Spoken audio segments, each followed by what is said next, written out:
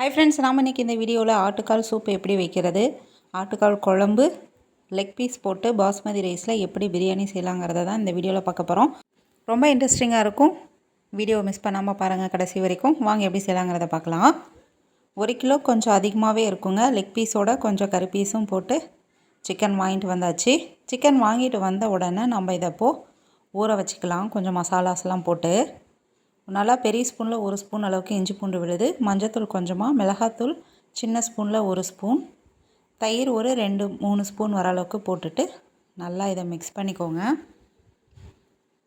கல்லுப்பு கொஞ்சமாக போட்டுட்டு நாம் வாங்கி வச்சுருக்கிற சிக்கனை நல்லா கழுவிட்டு இதில் போட்டு நாம் நல்லா ஊற வச்சுக்க போகிறோம்.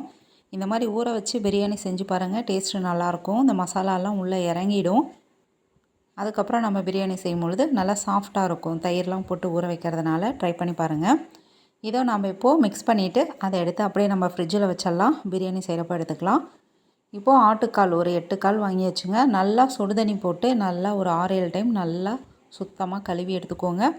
அதை ஒரு குக்கரில் மாற்றிட்டு ஒரு 3/4 லிட்டர் அளவுக்கு நம்ம தண்ணி ஊற்றிக்கலாம். இது வீட்டிலே ரெடி பண்ண இஞ்சி பூண்டு விழுதுங்க. இஞ்சி பூண்டு விழுது நல்லா ஒரு டேபிள் ஸ்பூன் அளவுக்கு நம்ம ஆட் பண்ணிக்கலாம். மஞ்சள் தூள் 1/4 டீஸ்பூன், மிளகாத்தூளும் 1/4 டீஸ்பூன். இது என்னென்னு பார்த்தோமா, சின்னதாக ஒரு தக்காளி, சீரகம், மிளகு, பூண்டு இதெல்லாம் நல்லா ஒன்றும் பாதியமாக அரைச்சிட்டு இந்த மட்டன் காலில் நம்ம போட்டுக்க போகிறோம். இது எதுக்காகனா, நம்ம இப்போ சூப் எடுக்க போகிறோம். நம்ம தண்ணி நிறையா ஊற்றிக்கணும். சூப்பை எடுத்துட்டு மீதி இருக்கிற தண்ணியை வச்சு தாங்க நம்ம குழம்பு வைக்க போகிறோம். தேவையான அளவுக்கு கல் உப்பும் ஆட் பண்ணிவிட்டு நம்ம இதை வேக வச்சுக்க போகிறோம். ஸ்டவ் ஆன் பண்ணிவிட்டு அந்த குக்கரை எடுத்து வச்சுருங்க. மீடியம் ஃப்ளேமில் ஒரு 6 விசில் இல்லைனா 7 விசில் விட்டு எடுத்தோம்னா நல்லா கால் வெந்து வந்துடுங்க. இதை இப்போ மூடி போட்டு வெயிட் போட்டுட்டு ஒரு 7 விசில் வர அளவுக்கு வெயிட் பண்ணலாம். அதுக்குள்ளே நாம் கால் குழம்புக்கு ஒரு மசாலா ரெடி பண்ண போகிறோம். வறுத்து அரைக்க போகிறோம். ஒரு கடாயில் கொஞ்சமாக ஆயில் விட்டுக்கலாம். சீரகம் ஒரு 1/4 ஸ்பூன், சோம்பு 1/4 ஸ்பூன், சின்ன வெங்காயம் ஒரு 25 உளிச்சதை ஆட் பண்ணிக்கோங்க. இதெல்லாம் நல்லா வதங்கணும். அடுத்ததாக பெருசாக ஒரு தக்காளி 1 மட்டும் ஆட் பண்ணிக்கலாம். இதை நல்லா வதக்கிட்டு ஆற வச்சு நம்ம மிக்சியில் போட்டு அரைச்சி எடுத்துகிட்டு வந்துடலாம். பாருங்கள், 7 விசில் விட்டு வெயிட் ரிலீஸ் ஆனதுக்கப்புறம் பாருங்கள் கால் நல்லாவே வந்திருக்கு. நாம் இப்போது இந்த சூப்பை மட்டும் தனியாக ஃபில்டர் பண்ணி எடுத்துக்க போகிறோம். எந்த அளவுக்கு சூப்பு வேணுமோ அதை எடுத்துக்கோங்க. ஃபுல்லாக ட்ரை பண்ணிவிட்டு வெறும் காலை மட்டும் வச்சு குழம்பு வைக்காதீங்க, டேஸ்ட்டாகவே இருக்காது. இந்த தண்ணியும் நம்ம ஆட் பண்ணி குழம்பு வச்சோம்னா தான் நல்லாயிருக்கும். எங்களுக்கு சூப்பு இந்த அளவுக்கு எடுத்தாச்சு. அதில் உப்பு பத்தலை, அதனால் கொஞ்சமாக தூளுப்பு ஆட் பண்ணிக்கோங்க. ஃப்ரெஷ்ஷாக இடித்த பெப்பர், நம்ம காரம் எந்த அளவுக்கு வேணுமோ அந்தளவுக்கு நம்ம பெப்பர் தூள் ஆட் பண்ணிக்கலாம். இப்போ மல்லி இலை தூவியாச்சு. நம்மளுடைய சூப்பரான ஆட்டுக்கால் சூப்பு ரெடி ஆயிடுச்சு. கடையில் வாங்குறத விட இந்த மாதிரி வீட்டிலே செஞ்சு பாருங்கள், டேஸ்ட் அட்டகாசமாக இருக்கும். நம்ம ஆல்ரெடி கால் வேக வைக்கும் போது மிளகாத்தூளும் கொஞ்சமாக ஆட் பண்ணியிருக்கோம். அதனால் பெப்பர் பார்த்து ஆட் பண்ணிக்கோங்க. அவ்வளோதான். நம்ம இப்போ குழம்பு தாளித்து விட்டுடலாம். ஸ்டவ் ஆன் பண்ணி ஒரு பாத்திரம் வச்சுக்கோங்க. ஆயில் ஒரு 3 ஸ்பூன் அளவுக்கு ஆட் பண்ணிக்கலாம். பாருங்கள், வதக்கின வெங்காயம் தக்காளிலாம் அரைச்சி எடுத்துகிட்டு வந்தாச்சு. இது என்னென்னு பார்த்தோம்னா தேங்காய் விழுதுங்க. அரை மூடிக்கு கொஞ்சம் கம்மியாக தேங்காய் எடுத்துக்கோங்க. 1 ஸ்பூன் அளவுக்கு மட்டும் பொட்டுக்கடலை போட்டு அரைச்சி ரெடியாக எடுத்து வச்சுருக்கேன். எண்ணெய் ஹீட் ஆனோன்னே கடுகு போட்டு தாளிச்சிக்கோங்க. இஞ்சி பூண்டு விழுது 1 ஸ்பூன் அளவுக்கு ஆட் பண்ணிக்கலாம். கருவேப்பிலையும் போட்டு தாளிச்சிக்கோங்க. இந்த எண்ணெயிலே கருவேப்பிலை போட்டு வதக்கினோம்னா ஃப்ளேவர் சூப்பராக இருக்கும். இப்போது வதக்கி அரைச்ச வெங்காயம் தக்காளி விழுது அதையும் போட்டு எண்ணெயிலே 1 நிமிஷத்துக்கு நல்லா பரட்டி விட்டுட்டு நம்ம வேக வச்ச காலை மீதி இருக்கிற தண்ணியோடு அப்படியே ஆட் பண்ணிக்கோங்க. இது ஒரு கொதி வரட்டும். கொதிக்க ஆரம்பிச்சிருச்சு. இப்போது மறுபடியும் கொஞ்சமாக மஞ்சள் தூள், மிளகாத்தூள் உங்கள் காரத்துக்கு தகுந்த மாதிரி, மல்லித்தூள் 3 ஸ்பூன் அளவுக்கு ஆட் பண்ணியிருக்கேன். இது வீட்டிலேயே அரைச்ச கறி மசாலா. இதெல்லாம் போட்டுட்டு நல்லா கொதிக்க விடுங்க.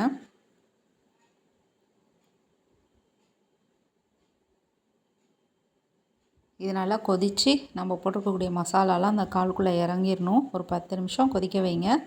அதுக்கப்புறம் அரைச்சி வச்ச தேங்காய் விழுது, குழம்பு எந்தளவுக்கு திக்னஸ் வேணுமோ அந்தளவுக்கு தண்ணி ஆட் பண்ணி இப்போ ஒரு 5 நிமிஷம் கொதிக்க வச்சிட்டோம்னா நம்மளுடைய சூப்பரான ஆட்டுக்கால் குழம்பு ரெடி ஆயிடுச்சுங்க. இது இட்லி தோசைக்கு மட்டும்தாங்க இது சூப்பராக இருக்கும். சாப்பாட்டுக்கு அந்தளவுக்கு நல்லா இருக்காது, நம்ம தேங்காய்லாம் போட்டிருக்கிறதுனால.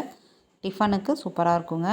இடியாப்பம், ஆப்பம் எல்லாத்துக்குமே வச்சு சாப்பிட்லாம். பாருங்கள், 5 நிமிஷம் கொதித்ததுக்கப்புறம் எண்ணெயெல்லாம் நல்லா பிரிஞ்சு வந்துருச்சு. குழம்பும் திக்காகிடுச்சு. நம்மளுடைய ஆட்டுக்கால் குழம்பு ரெடி. சூப்பும் ரெடி ஆயிடுச்சு, குழம்பு ரெடி ஆயிடுச்சு. மல்லித்தழை தூவிட்டு ஸ்டவ்வை ஆஃப் பண்ணிக்கலாம்.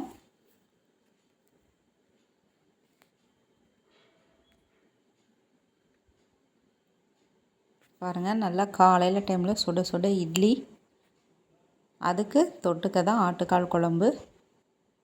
நீங்களும் இதே மாதிரி ட்ரை பண்ணி பாருங்கள், டேஸ்ட்டு சூப்பராக இருக்கும்.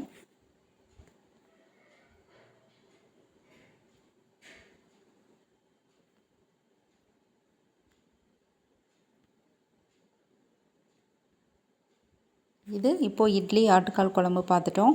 அடுத்தது வந்து நம்ம பிரியாணி ரெசிபி பார்க்கலாம். ஒரு அடுப்பில் ரசம் தாளிச்சாச்சு, இன்னொன்றில் சாதம் வேகுது, ஒயிட் ரைஸு. பாருங்கள், அவ்வளோதான். மார்னிங் சாப்பிட்டதோட மட்டன் கால் குழம்பு முடிஞ்சது. மீதி இவ்வளோ தான் இருக்குது. இப்போது பிரியாணி எப்படி செய்யலாங்கிறத பார்க்கலாங்க. ஸ்டவ் ஆன் பண்ணி பிரியாணி செய்கிறதுக்காக ஒரு பாத்திரம் வச்சுக்கோங்க. பாருங்கள், தேவையான பொருள் எல்லாமே எடுத்து ரெடி பண்ணி வச்சாச்சு. ஊறிக்கிட்டு இருந்த லெக் பீசஸ்லாம் எடுத்து நம்ம வெளியில் வச்சாச்சு.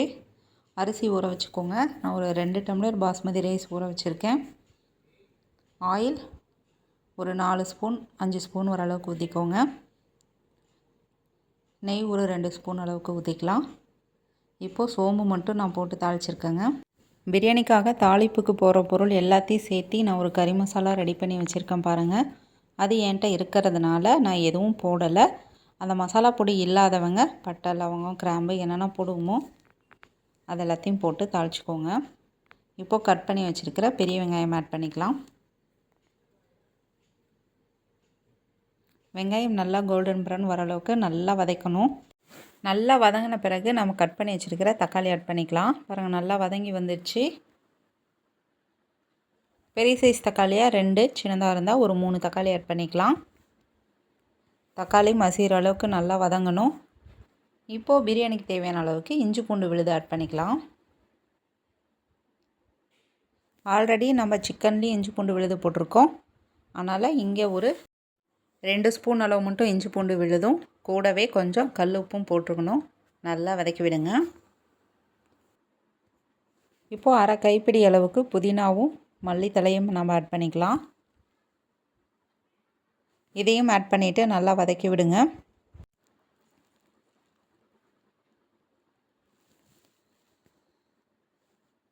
நல்லா வதங்கின பிறகு நம்ம ஊற வச்சுருக்கிற சிக்கனை நம்ம அப்படியே ஆட் பண்ணிக்கலாம்.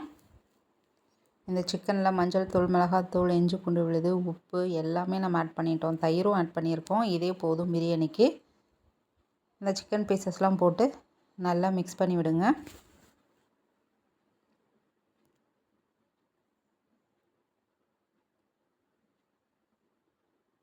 இதை ஒரு 5 நிமிஷம் விட்டோம்னா இந்த மாதிரி நல்லா வெந்து வர ஆரம்பிச்சிருங்க. இப்போ இன்னொரு டைம் மறுபடியும் நம்ம கலக்கி விட்டுட்டு இப்போது இதுக்கு தேவையான மசாலா பொருட்கள்லாம் நம்ம மறுபடியும் ஆட் பண்ணிக்கலாம்.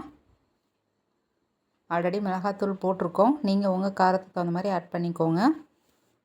இப்போவும் நம்ம கொஞ்சம் மிளகாத்தூள் ஆட் பண்ணியிருக்கேன். இது பிரியாணி மசாலா. அதுவும் ஒரு அரை ஸ்பூன் போட்டோம்னா போதும்.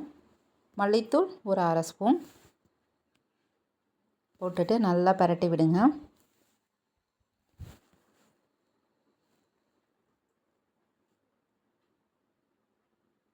இது இப்போ நல்லா வெந்து வரணும்.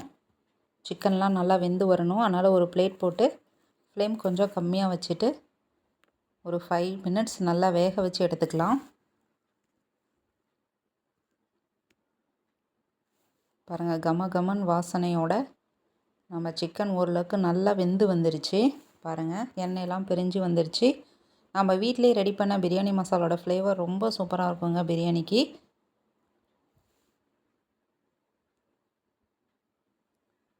நான் 2 டம்ளர் அரிசி ஊற வச்சுருந்தேன். இப்போ பாருங்கள், ஆல்ரெடி 1 டம்ளர் ஊற்றிட்டேன். இது 2வது டம்ளர். இது 3.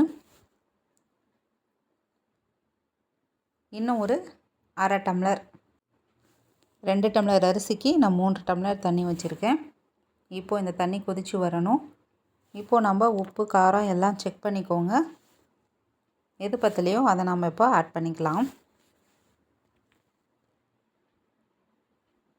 நம்ம சிக்கன் ஊற வச்சப்பவே உப்பு போட்டோம், அதனால் அது பத்தாது. இன்னும் கொஞ்சம் ஆட் பண்ணிவிட்டு பிளேட் போட்டு மூடிடுங்க. தண்ணி நல்லா கொதிக்கணும். நல்லா கொதிச்சிருச்சு பாருங்கள். இப்போது நம்ம ஊற வச்ச பாஸ்மதி ரைஸை ஆட் பண்ணிக்கலாம். எல்லாம் செக் பண்ணிடுங்க, உப்பு காரமெல்லாம் கரெக்டாக இருக்கான்னு. ஒரு அரை மணி நேரம் ஊறினா போதும் அரிசி.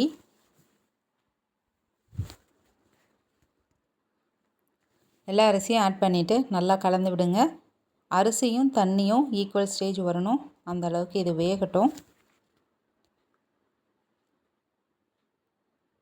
பாருங்கள், இந்த ஸ்டேஜ் வந்தோடனே நம்ம ஒரு கலந்துட்டு நம்ம இப்போது தம் போட்டுடலாம். தம் போடுறதுக்கு முன்னாடி இன்னும் கொஞ்சம் மல்லி இலை, புதினா 2 ஆட் பண்ணிக்கலாம். அப்புறம் நெய் ஒரு 2லேருந்து 3 ஸ்பூன் ஆட் பண்ணிக்கலாம். இந்த மாதிரி லாஸ்ட்டாக நம்ம நெய் விடுறப்ப சாதம் நல்லா சாஃப்டாகவும் வருங்க, அடியில் ஒட்டாமல் வரும். இப்போ ஒரு டைம் கலந்து விட்டுட்டு மூடி வச்சிடலாம். ஃபுல்லாக சிம்மில் வச்சுட்டு ஒரு 5 நிமிஷம் நம்ம தம்மில் வச்சோம்னா கூட போதும். சாதம் நல்லா சூப்பராக ரெடி ஆகிடும். பிளேட் நல்லா போட்டு மூடிட்டு ஒரு வெயிட் வச்சுருங்க. 5 to 7 மினிட்ஸ் இருந்தால் போதும்.